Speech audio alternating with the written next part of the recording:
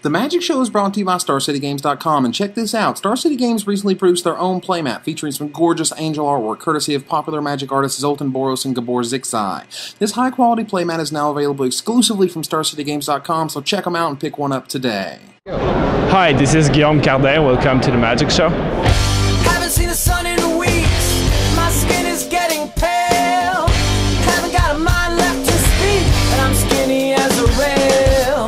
Light bulbs are getting dim. My interest is starting to wane. I'm told it's everything a man can want. Hello everybody, and welcome to another edition of The Magic Show.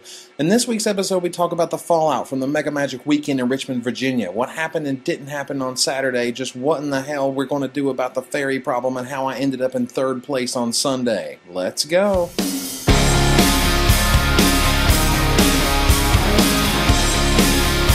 We begin this story with what occurred on Saturday. There was a full 9 rounds of action on Saturday, and while the field was certainly diverse, it didn't take long to figure out the best deck. It was called the best deck before the tournament even began, and I don't believe this weekend's going to give us any new answers. So what about the coverage? Well, as Magic players are wont to do, they're not always game for my crazy ideas. While I did get Magic Show trivia off the ground, Magic charades and win, lose, or draw Magic cards didn't quite get there. Maybe next time, if ever. I believe the real coverage you guys are looking for is live match coverage and post-game interviews. However, your feedback is crucial to the future of the Magic Show, and I hope you tell me what it is you would most like to see from live coverage in the future. Do note that the provided coverage is constrained by my number one enemy, time. This means that pretty card pictures and life totals across the bottom of the screen are just not possible with the constraints of producing content on a live basis. The coverage that was provided still took an incredibly long time to produce, with my final video going up sometime around 3:15 a.m. on Sunday. After I entered the top 8 deck list for the 5K around 3:30 in the morning, I promptly passed out. I had dreams of playing Benny Smith's insane assassin deck complete with Papa Redcap in that ass and the crazy nameless inversion do you 5 damage trick, but that just wasn't meant to be. Instead, I hastily went from playgroup to playgroup looking for a deck to borrow. Tom LePille's group, which consisted of such constructed monsters as Jerry Thompson and Ben Weinberg, said they had a red deck I could use. They handed it to me unsleeved and told me I needed sleeves and probably some better sideboard options. Looking through the main deck, I made one change. I switched the number of Magus of the Moon to 4 and Countryside Crusher to just 2. While Countryside Crusher is a fine man, Magus of the Moon absolutely cripples mana bases unlike any other card in the format. Moving on to the sideboard, I loved Fulminator Mages and Sulphurous Blast, but hated just about everything else. To give you an idea of how bad it was when they gave it to me, it originally featured 2 Sudden Impact. Yes, Sudden Impact. So out those went and a few other cards to make room for Everlasting Torment and a few Vexing Shushers. The thinking behind these decisions were simple. Firstly, I saw a bunch of green-white big mana decks sporting Primal Commands and Kitchen Finks. Not exactly what I want to see. I don't know how these decks beat Fairies exactly, but they certainly whip up on my deck. Also, the Vexing Shushers were simply good against Fairies and unanswered can win you games. After borrowing some sleeves, I quickly scribbled down the deck list and began to battle. Round 1 was against a makeshift mannequin deck. This deck always surprises me in the number of people who play it. I personally can't stand the deck because, by and large, it does a lot of nothing for a long time. Sure, they can kill your dudes with Shriekmaw and draw some cards with Muldrifter, but they're usually so busy evoking and returning and sacrificing from targeting effects, they can't actually win games.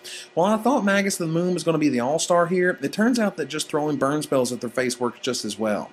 In Game 2, he extirpated my Incinerates, Rift Bolts, and Shard Volleys while at 3 life. I then, of course, simply ripped the Flame Javelin for the win. Round 2, I played against the player who got a bye in round 1. He was playing rogues, including cards like Latchkey Faerie.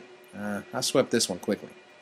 Round 3, I played against an elemental tribal deck that had just beaten Tom LePille. Yes, I must get that dig in there. This featured the entire Elementals team, such as Incandescent Soulstoke and Flamekin Harbinger, trying to wrap things up by using Rage Forger. In this matchup, you simply kill their guys until they run out of them, then you turn guys sideways and throw the rest of the burn at their face. Though, to his defense, he did keep a shady one-lander in Game 2. It didn't take him long to lose when he didn't draw the second one for a few more turns.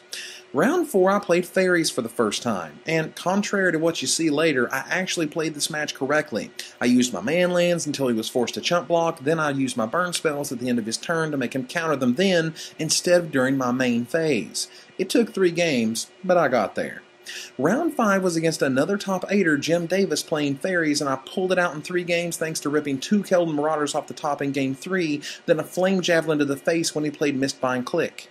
The sideboarding for the Swiss Fairies matchups I used was this. I took out 4 Lash Out and 2 Countryside Crusher, and put in 2 Vexing Shusher and 4 Fulminator Mage.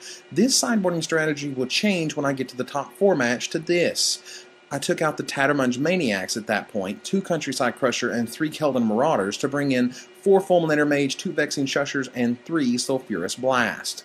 The argument amongst my buddies was that I needed Sulphurous Blast.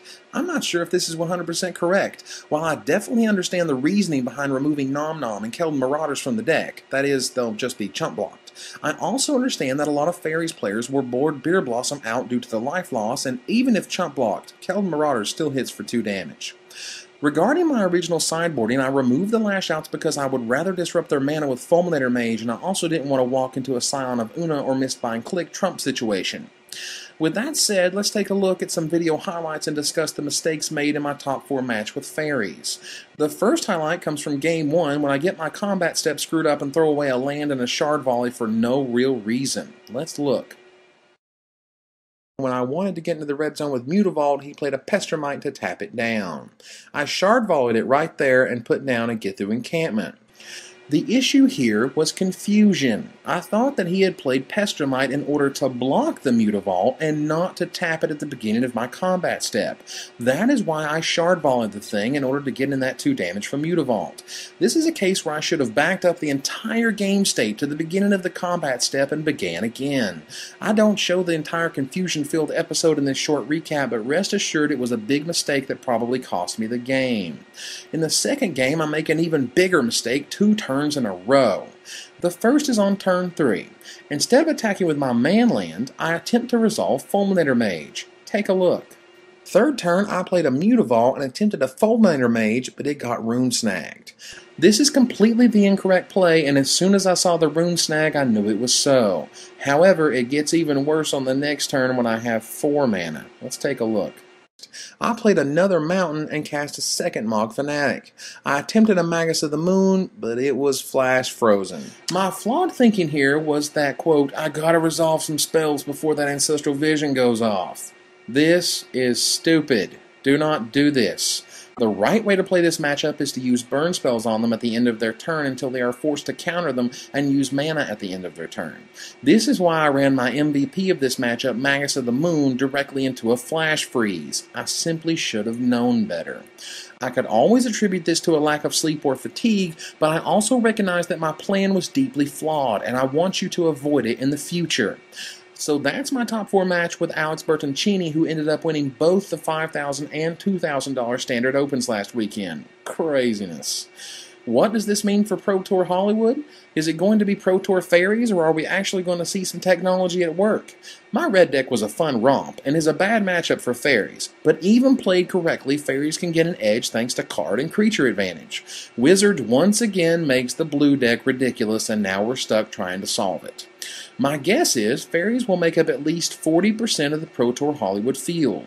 The deck is just too good to ignore. It's not quite Ravager, but it's the closest thing I've seen in years. The consensus is here, the results are telling, and I just hope that WotC puts the hammer down on Fairies in eventide. Because if they don't, you can expect a whole lot more bitching and moaning a few months from now.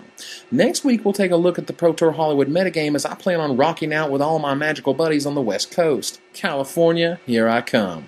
Until next time, Magic players, this is Evan Irwin, tapping the cards so you don't have to. We're half awake in a fake empire. We're half awake in a fake empire.